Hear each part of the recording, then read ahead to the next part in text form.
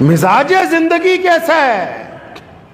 عقیدہ اتنا کمزور ہے، اتنا عقیدہ کمزور ہے، کسی کی اولاد نہیں ہو رہی، بابوں کے پاس بھاگے جا رہے ہیں تعویذ لینے کے لیے، جی اولاد نہیں ہو رہی۔ اب وہ بابے جو ہیں آج کل ڈپلیکیٹ، ان کو تو چاہیے ہی ایسے بندے۔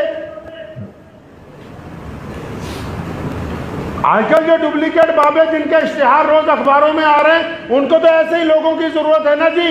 اگلا آتا ہے جناب کام نہیں چل رہا ساڈا، اولاد نہیں ہو رہی ساڈے، بھجے جاندے بابے کو، جناب ساڈا کام نہیں چلتا، ساڈے اولاد نہیں ہو رہی۔ بابا بھی کہہ دیندا دیکھو ہوئے تہاڈے شریکیاں نے کچھ کیتا ہونا ہے۔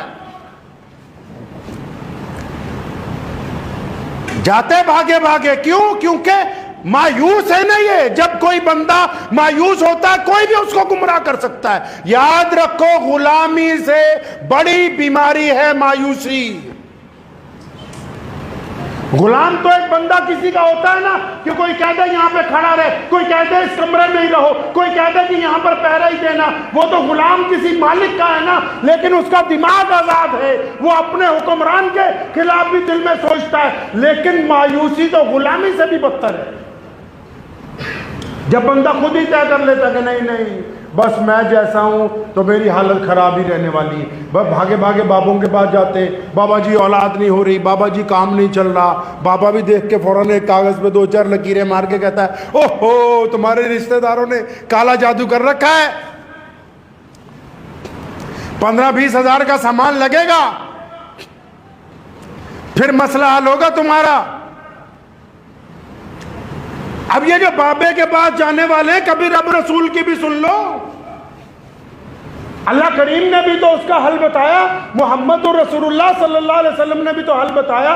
اول تو 90% وہ لوگ جن کے عقیدے کمزور ہیں، چاہے وہ مسلمان ہیں یا غیر مسلم، 90% جن کے عقیدے کمزور ہیں، بھاگے پھر رہے بابوں کے پاس اور کبھی اپنی حالت پر غور نہیں کیا۔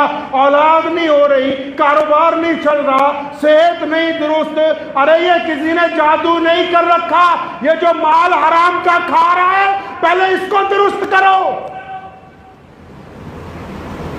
یہ جو بھائیوں کا حق مار رکھا ہے پہلے اس کی ادائیگی کرو۔ یہ جو بہن کی زمین نہیں دی پہلے اس کی بات کرو۔ یہ جو صبح شام لوگوں کی چغلیاں کرتے پھرتے ہو پہلے اس سے توبہ کرو۔